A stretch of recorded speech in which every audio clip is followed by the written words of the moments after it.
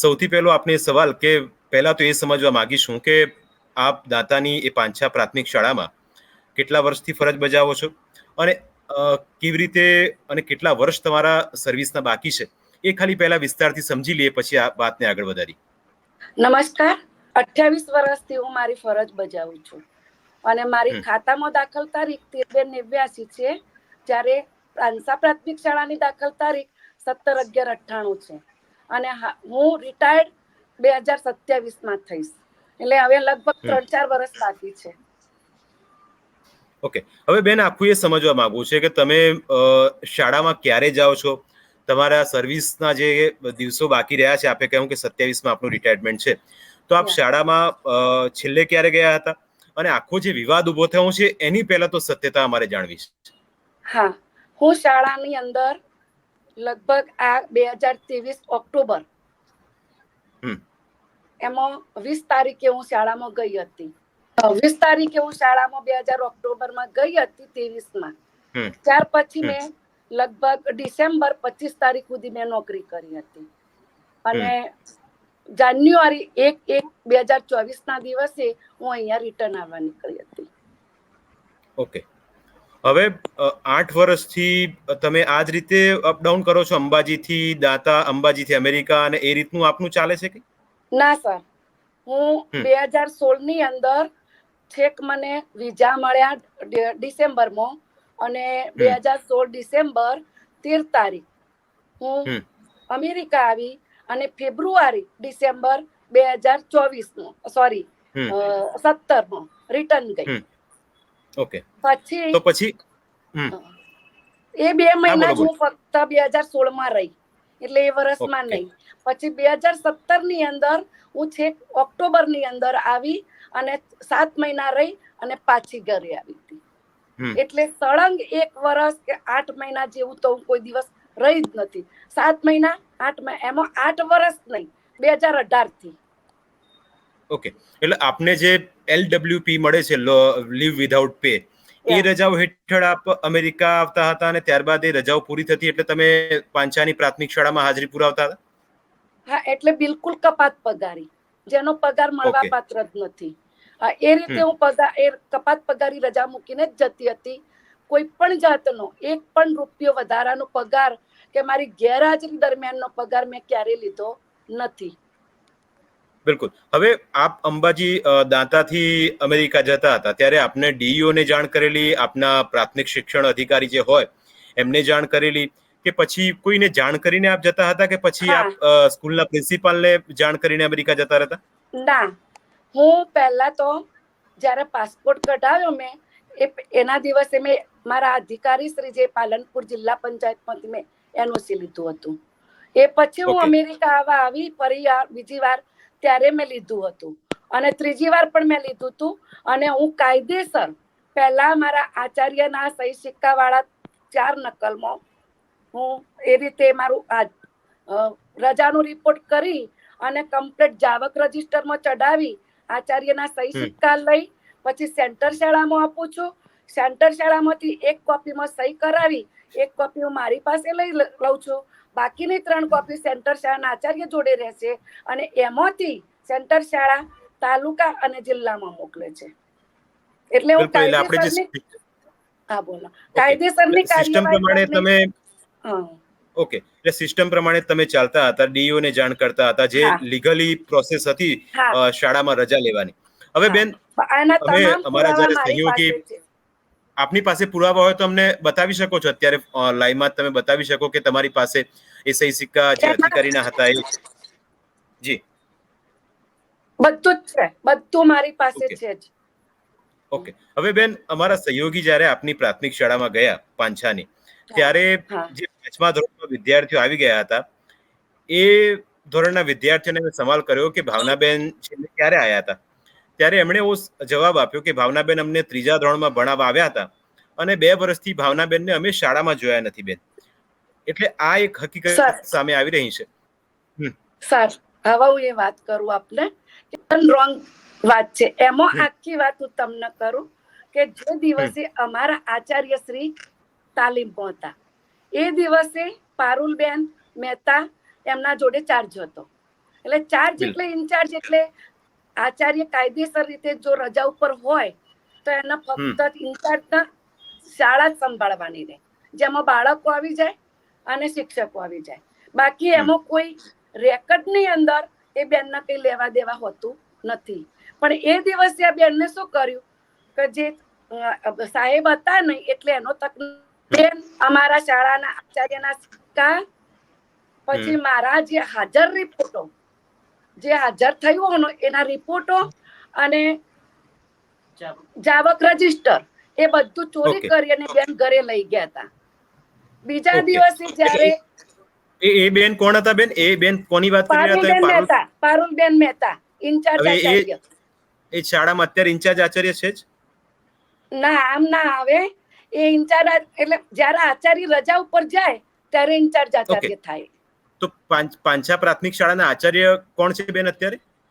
બચુભાઈ છે, બચુભાઈ ખોખર. ઓકે, એટલે બચુભાઈ જ્યારે ના હોય ત્યારે પારુલબેન શાળાનું સંચાલન કરતા હતા. એટલે તમે જ્યારે ગયા ત્યારે પારુલબેનને તમે જાણ કરી હતી કે બેન હું અમેરિકા જઉં છું અને આ રીતની પ્રોસેસ મેં જે તે અધિકારીને જાણ કરવાની હતી એમને કરી છે.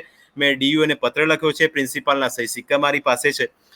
હવે એટલે તમારું એવું કહેવું છે કે પારુલબેને જે જગ્યાએ જાણ કરવાની હતી એ પારુલબેને તમારો મેસેજ આગળ કન્વે કર્યો નહીં? નહીં, એટલે મારા પારુલબેનને જાણ ના કરવાની હોય, મારા આચાર્યને જાણ કરવાની હોય.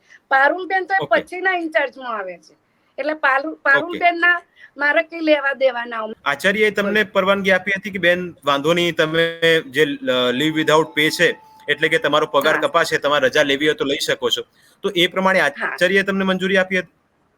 પહેલી મંજૂરી આચાર્ય ના આપે, કારણ કે અમારે એ રીતે ફોર્મ આવે છે અંદર, એ આખું ફોર્મ ભરવાનું હોય રજાનું. તો પછી બેન મને ખાલી એક પ્રોસેસ આખી સમજાવો કે તમે કોઈને રજા, શિક્ષકને રજા લેવી હોય, મારે એ પણ સમજવું છે. અને આપણે એટલા માટે આ ચર્ચા કરી રહ્યા છે કે લોકોને એકચ્યુઅલ હકીકત સામે આવે અને ખ્યાલ આવે કે શિક્ષક ભાવનાબેન છે એમને કઈક પ્રોસેસ કરી હતી, એટલે મૂળ જે જવાબદારો છે એમની સામે પણ જો કઈ કાર્યવાહી કરવાની થતી હોય તો તેમની સામે પણ પગલા ભરવા જોઈએ. એટલે આખી એક સિસ્ટમ પ્રોસેસ સમજવી છે બેન આપની પાસેથી. તમે શિક્ષક છો, તમે 2 મહિનાની રજા પર કે 4 મહિનાની રજા પર જાઓ છો, તો આખી પ્રોસેસ પહેલા તો એક વિગતવાર સમજાવો. એટલે આમાં કેવું હોય, પહેલા ફોર્મ ભરવાનું આવે છે, જે રજાનું અરજી ફોર્મ આવે છે કે ગમે તે કારણોસર આપણે લાંબી રજા ઉપર જતા હોય તો એના તમામ પુરાવા એની સાથે જોડવાના હોય. એ ફોર્મ ભરું છું હું, એ ફોર્મ ભરી અમારા પહેલા આચાર્યના સિક્કા કરાવવાના હોય. એ સિક્કા પૂરા થાય એટલે મારે સેન્ટરમાં જાણ કરવાની હોય. સેન્ટરમાં હું આપી અને પછી જે મારા બધા જ કાગળો મેં જોડેલા હોય એ ટોટલી આખો બંચ સેન્ટરના આચાર્ય તાલુકામાં આપે, તાલુકા થ્રુ જિલ્લામાં જાય. એટલે મારે તો ખાલી મારા આચાર્યને એટલું જ કહેવાનું હોય કે હું કપાત પગારી રજા ઉપર જાઉં છું. ઓકે, હવે બેન એ સમજવું છે સરળતાથી કે કેટલા વર્ષોથી આપ આ રીતે અમેરિકા જતા હતા, પાછા પાંછા પ્રાથમિક શાળામાં આવતા હતા? હું લગભગ 2018 થી. ઓકે, હવે બીજું એક બેને સમજવું છે, તમે ભલે અમેરિકા જતા રહો, તમને રજાની મંજૂરી પણ મળી જાય, પણ બેન અહીં જે વિદ્યાર્થીઓ હતા એમ કે જે ભાવનાબેન આવતા તો ભણાવતા તો સારું લાગતું હતું, તો પછી ભાવનાબેનને એમ ના થવું જોઈએ કે હું વિદ્યાર્થીઓ સાથે જે મારા બાળકો છે એમને હું ભણાવતી હતી, એમની સાથે મારી લાગણી હતી, તે બાળકોના ભવિષ્યનું પણ બેન અહીં સવાલ ઉભો થાય છે. સર 1 મિનિટ, હવે હું આપના પ્રશ્ન વાત કરું કે અત્યારે હાલમાં વધઘટના કેમ્પ ચાલી રહ્યા છે, બરાબર? હાલમાં વધઘટના કેમ્પ આવી રહ્યા છે, એટલે એ કેમ્પની અંદર બેનશ્રી વધમાં પડતા હતા, બરાબર? જ્યારે એ વધમાં પડતા હતા એટલે એમના પ્રશ્ન ઉદ્ભવ્યો અને એમને મને ફોન કર્યો કે બેન તમે ક્યારે આવવાના છો? એટલે મેં એવું કહ્યું કે બેન મને આવતા 1.5 મહિનો લાગશે. એટલે એમને કહ્યું કે 31 પહેલા આપ આવી જાઓ, તમારું સારું, પણ મારે અહીંયા પાસપોર્ટની અને વિઝાની પ્રોસેસ ચાલુ હતી, એકદમ તો હું આવી શકું નહીં, આ પ્રોસેસ પૂરી થાય પછી હું આવી શકું.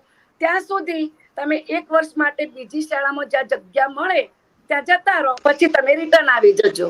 એટલે બેને એવું કહ્યું ના, એવી રીતે નહીં, તમે પહેલા આવી જાઓ. તો હવે મારા હાથમાં હતું નહીં, કારણ કે પાસપોર્ટ મારી જોડે નતો, તો હું કઈ રીતે આવી શકું? બાળકોના ભવિષ્યની ખરેખર ચિંતા કરતા હોત ને તો હું જ્યારે 1/1/2024 ના દિવસે મારી કમ્પ્લીટ રજાની કાર્યવાહી કરી નીકળું છું અને આજ સુધી બેનને ચિંતા નહોતી થઈ બાળકોના ભણવાની. જ્યારે વધઘટના કેમ્પ આવ્યા ત્યારે કેમ ચિંતા થઈ બેનને કે બાળકોનું ભવિષ્ય બગડશે? તો વચ્ચેના 8 મહિના બેનને ના થઈ ચિંતા? જોવા જેવી વાત છે. હવે સાચી વાત. હવે ભાવનાબેન, મારે એ સમય વધઘટ એટલે એ બેનની તમારી જે શાળામાં શિક્ષકોની જેટલી સંખ્યા હતી, હવે એ શિક્ષકોની સંખ્યા કરતા એક શિક્ષક તમારી શાળામાં વધારે હતા, એટલે તમને એવું કહેતા હતા કે બેન તમે ક્યારે આવવાનો છો? જો તમે ના આવવાનો હો તો મને ખ્યાલ આવે. આ હું સમજુ છું. ઓકે છે. જે બેન છે તમે પારુલબેન, હા, હવે પારુલબેન ને તમને ફોન આવે છે કે બેન તમે ક્યારે આવવાનો છો? કારણ કે એ શિક્ષક વધમાં પડતા હતા. એટલે હું જે સમજુ છું એ પ્રમાણે શાળામાં જેટલા શિક્ષકોની સંખ્યા હતી એના કરતા એ પ્લસમાં હતા. ઓકે. એટલે તમે જ્યાં સુધી ના આવો ત્યાં સુધી એ બેન એ શાળામાં કાર્યરત રહે, પણ તમે જેવા એન્ટર થાઓ છો તો એ બેનને બીજી શાળામાં ટ્રાન્સફર થવું પડે. હા, પણ નિયમ શું હોય છે? 31/7 સુધી 31/7 સુધીનો મેકમ ગણાય સ્કૂલની અંદર. એટલે 31/7 સુધી તો મારી હંમેશા તો હાજરી ગણાય જ, કારણ કે મેં રિઝાઇન કર્યું નતું. એટલે હાલમાં હું ત્યાં શાળામાં હાજર ગણાવું, એટલે એ મારી જગ્યા ગણાય. પણ મેં બેનને એવું કહ્યું તો હું આવું જ છું ટૂંક સમયમાં, જગ્યા ખાલી થાય એમાં તમે આવી જજો. એમના પણ છૂટા કર્યા તો એ બેને કઈ વાંધો ના ઉઠાવ્યો, અને આ બેનને પણ બીજી સારી શાળામાં જગ્યા મળતી જ હતી. પણ બેન એટલું ઉદ્ધત ભાષાની અંદર એમનું વર્તન ચાલુ છે કે એમના બોલવાનું ભાન પણ નથી. અમારા અધિકારીઓ સામે પણ ઉદ્ધતાઈથી વર્તન કરે છે. એમને બોલવાનું બિલકુલ ભાન નથી. બિલકુલ ખરાબ શબ્દોની અંદર બેન બોલતા હોય છે. એટલે મારું કેવું, એમને જે નિવેદન આપ્યા, એક વિડીયોમાં આપ્યા, એમાં એ પહેલું નિવેદન એવું આપે છે કે બેન શ્રી 8 વર્ષથી ગેરહાજર છે. સાંભળજો. બીજું નિવેદન એવું આપે છે કે વેકેશનનો પગાર લઈ જતા ચુમંતર થઈ જાય છે. ત્રીજું નિવેદન એવું આપે છે કે ધોરણ 3 ના બાળકો એવું બોલે છે કે બેન ધોરણ 3 માં ભણાવતા હતા, 2 વર્ષ પછી જોયા નથી. ચોથું નિવેદન બેનનું એવું છે કે બેનને 8 મહિનાથી જોયા નથી. તો હવે આપ વિચારો કે આની અંદર સાચું કયું? કયું નિવેદન સાચું? બિલકુલ. મારે એ સમજવું કે તમને લીવ વિધાઉટ પે એટલે કે રજા મળે પણ પગાર ન મળે એવી કેટલી રજાઓ આપને મળે? 1 વર્ષ સુધી, 1 વર્ષની અંદર અમારે હાજર થવાનું હોય. એટલે 550 રજાઓ જે નાણાં વિભાગનો પરિપત્ર છે એ પ્રમાણે 550 રજાઓ મળે આપને? 550 નહીં. હવે એ પૂરતી મને એના પણ 1 વર્ષનો નિયમ તો છે જ કે 1 વર્ષ સુધી હાજર ના થાય તો શિક્ષકને 3 નોટિસો મળે સુધી. 3 નોટિસ. આપને એક નોટિસ મળી બેન? આપને એક પણ નોટિસ મળી? હજી મને અહીંયા એક મળી મને તાલુકા પંચાયત થ્રુ. બેને તો હવે સાહેબ પ્રશ્ન ઉપાડ્યો. મેં જ્યારે એ નોટિસ બેન ક્યારે મળી આપને છેલ્લે? એ નોટિસ ક્યારે મળી? 5મા મહિનામાં, મે મહિનામાં. ઓકે. હા, તો મેં એની પૂર્તતા અહીંયા આરપીએડી થી કરી દીધી છે. બેને પ્રશ્ન હવે ઉઠાવ્યો જ્યારે મેં મારો લેટર અહીંયાથી આરપીએડી થી મેં મોકલી દીધો તો 5મા મહિનામાં, 5/5/2024. હવે બેન તમે જ્યારે મારી જોડે પુરાવા છે. હા, બોલો. ઓકે. તમે પાંછા પ્રાથમિક શાળામાં ભણાવવા જતા નથી. હવે તમારી અવેજીમાં કોણ ભણાવવા જતું બેન? મારી અવેજીમાં બેન આવી ગયા, અને એ સિવાય વધના એક બેન હતા. એ બેન જ્ઞાન સહાયક હતા, એટલે એમનો પૂરું થઈ રહ્યું ને વધ પડતી હતી એટલે બેનને છૂટા કરી દીધા. હવે આ બેન હાલ છે, પારુલ બેન હાલ છે, બરાબર. હવે હું આવતા મહિને હું જાઉં છું, એટલે હું જઈશ એટલે પારુલબેન ને કસવું પડશે, એટલે જગ્યા મારી એમના એમ રહેશે. પછી હું મારી નિવૃત્તિ મૂકવાની છું. ભાવનાબેન, બીજું એ કેવું છે કે હવે શું એવું ના થઈ શકે કે તમને અમેરિકા વારે ઘડે જવું પડે કારણ કે તમારા સંતાનો ત્યાં રહે છે, તો સ્વેચ્છાએ નિવૃત્તિ બેન આપ લઈ શકતા હતા કે પછી સરકારના જે નિયમો હતા એને તમે આગળ ધરીને આ રજાઓનું એક લિસ્ટ જે તમને મળતી હોય વર્ષની રજાઓ એને પ્રાધાન્ય તમે આપ્યું? હા સર, મેં સાહેબને એ રીતે જ લખીને આપી દીધું છે 5મા મહિનાની અંદર કે સાહેબ મારું જેવું આ પાસપોર્ટનું વિઝાનું કામ પૂરું થાય તરત જ હું આવું છું, અને મારું થોડી સ્કૂલ જે ભરવાની થતી હોય એ ભરી અને હું મારી સ્વૈચ્છિક નિવૃત્તિ લેવા માંગુ છું. ઓકે, તો તમે આ એડવાન્સમાં કીધું હતું પણ એના તરફ કોઈ ધ્યાન દેવાયું નહીં, પણ વિવાદ આખો ઉભો થઈ ગયો, એવું કેવું છે આપનું? હા, મેં બેને મને ફોન કર્યો હતો, મેં બેનના વાત બી કરી હતી. એના વોટ્સઅપના મેસેજો, બેનના ધમકી ભર્યા મેસેજો બધું જ મારી પાસે હાલ પુરાવામાં છે જ. કે બેને પહેલા મને એવું કહ્યું કે બેન તમે કયા પ્રકારના મેસેજ આવતા આપને? કયા પ્રકારના મેસેજ આવતા પારુલબેન તરફથી? મારી પાસે હાલમાં છે કે એમ કે તમે રિઝાઇન કરી દો. હવે એ મારા અધિકારી નથી તો મને આવું કહી શકે? ઓકે, અધિકારી પણ ના કહી શકે કે તમે નિવૃત્તિ રિઝાઇન કરી દો. બાકી મારા ઉપર હોય કે મારે હાજર થવું કે મારે રિઝાઇન કરવું. પણ હવે આટલી નોકરી ગણી હતી અને બધું સારું હતું, એટલે હવે મારો વિચાર એવો હતો કે ઘરે જાઉં, થોડી સ્કૂલ ભરી અને પછી હું મારી સ્વૈચ્છિક નિવૃત્તિ લઈ લઉં. ઓકે, એટલે મૂળ વિવાદમાં આપને એવું લાગે છે કે વધની જે જગ્યા હતી આપની શાળામાં, અત્યાર સુધી બધું ઓકે ચાલતું હતું, પણ જેવી એવો ઓર્ડર આવ્યો કે હવે એક શિક્ષક આ શાળામાં વધારે છે, એટલે પારુલબેને આપનું નામ આગળ ધર્યું કે બેન તો વિદેશમાં રહે છે, એ તો આવતા નથી, કે એમને હટાવો. બસ મેઇન મુદ્દો એમનો આ છે. મારું એ જ કેવું છે કે બાળકોનું શિક્ષણ 8 મહિના નથી બગડ્યું, અને જ્યારે આવા વધનો કેમ્પ આવ્યો ત્યારે જ બાળકોનું શિક્ષણ બગડ્યું, ત્યાં સુધી નથી બગડ્યું. ઓકે, હવે વર્ષમાં તમે કેટલા મહિના બેન પાંચાની પ્રાથમિક શાળામાં જતા? એક વર્ષ હોય શિક્ષણનું, 233 દિવસ ભણાવવાના હોય આ નવા સત્ર પ્રમાણે, તો એટલા દિવસમાંથી આપ કેટલા દિવસ શાળામાં જતા હતા બેન? હું 3 મહિના, 2.5 મહિના. અને પછી તમે પાછા યુએસ આવી જતા? ઓકે, હવે બીજું કે આ મામલે આપે કોઈ શિક્ષણ મંત્રીને અથવા તો સરકારને કોઈ પરિપત્ર અથવા તો કોઈ લેટર લખ્યો છે કે વાસ્તવિકતા આ હતી, મને આ રીતે બદનામ કરવામાં આવી રહ્યા છે? હા, મેં બધું જ લખ્યું છે અને મેં જિલ્લા પંચાયતમાં પણ જાણ કરી છે. અને આ જે અરજીમાં આ ચેડા અમારા જે બધામાં ચેડા બેને કર્યા હતા, રેકોર્ડની અંદર બધું લઈ ગયા હતા, એ બાબતની લેખિતમાં પણ જાણ કરેલ છે. અને મેં સાહેબને પણ મારી રીતે મારું બધું જ મેં મારા શિક્ષણાધિકારી ડીપીઓ સાહેબ અને મારા ટીપીઓ સાહેબ બંનેને જાણ કરેલી છે.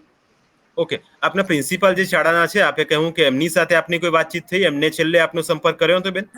હા, હું કાયમ ફોન જ કરું છું કે જે બી કંઈ પણ બનતું હોય મારી જવાબદારી, હું બધી જે પણ પ્રશ્ન બને પહેલા મારા આચાર્યને જ કરવો પડે.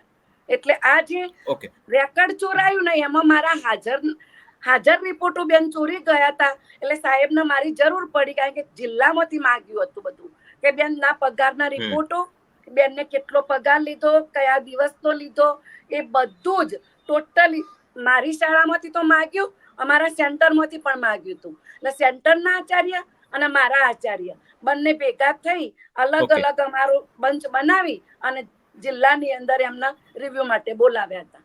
એટલે મારે વાતચીત તો કાયમ જેવી થાય.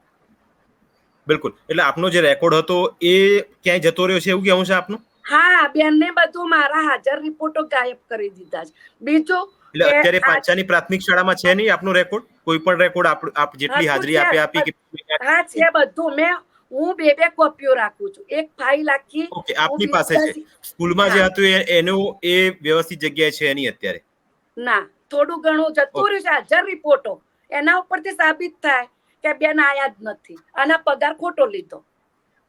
ઓકે, હવે બીજું બેન, હવે સરકાર કોઈ આપની સામે એક્શન લે છે? કારણ કે ગઈકાલે મેં જ્યારે રાજ્યના શિક્ષણ મંત્રી પ્રફુલભાઈ પાનસેરિયા સાથે વાતચીત કરી હતી, એમણે એવું કહ્યું કે રાજ્યની આવા જેટલા પણ શિક્ષકો છે એ લોકો સામે પગલા લેવામાં આવશે. જો સરકાર આપની સામે કોઈ પગલા લે છે તો આપ એનો સ્વીકાર કરીને સ્વેચ્છાએ રાજીનામું આપશો? હા, આપી દઈશ સર. જો અમારી કોઈ જગ્યાએ ભૂલ નહીં દેખાય, જો પહેલી વાર તો મેં કોઈ રૂપિયો પણ વધારાનો પગારનો લીધો નથી. ઉપરથી હું જ્યારે ગયા વર્ષે, આ વર્ષ ચાલુ વર્ષે અને આગળના 2023 ઓક્ટોબરમાં હું હાજર થઈ, એ મહિનાનો મેં પગાર હજુ નથી લીધો. મને નવેમ્બર અને ડિસેમ્બરનો મળ્યો અને મેં ઓક્ટોબરનો પગાર લીધો નથી. એ બધું મારા ચોપડેથી મળી રહેશે. બરાબર. બીજું કે મેં કોઈ ગેરકાયદેસર કામ નથી કર્યું. આ બધી તપાસ મારી જે ખાતાકીય હોય, જે પગાર માહિતી, રજાના રિપોર્ટો, એ બધી તપાસ મારા ડીપીઓ સરશ્રી અને ટીપીઓ સરશ્રીએ પૂરું કરી દીધેલ છે. તેમ છતાં સંમતિ ફરીથી આપું છું તપાસ કરવાની.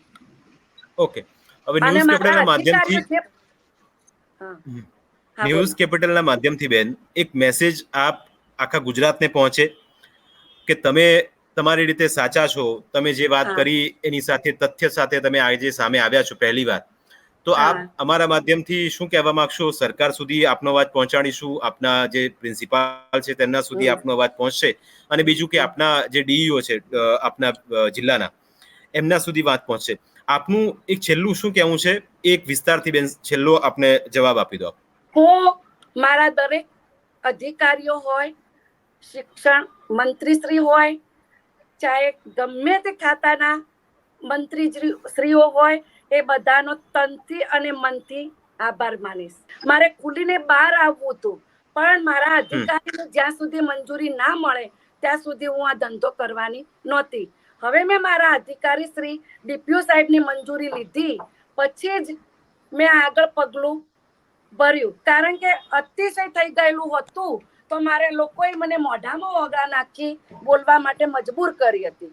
પછી મારે ખુલીને બહાર આવવું પડ્યું કે સર, મારા તમામ અધિકારીઓને હું વિનંતી કરું છું કે સાહેબ, આ પ્રકારે જો મારી કોઈ પણ ભૂલ હોય તો તમે જે રીતની મને કાયદેસરની રીતે જે થતું હોય એ કરશો, એમાં હું સંમત છું.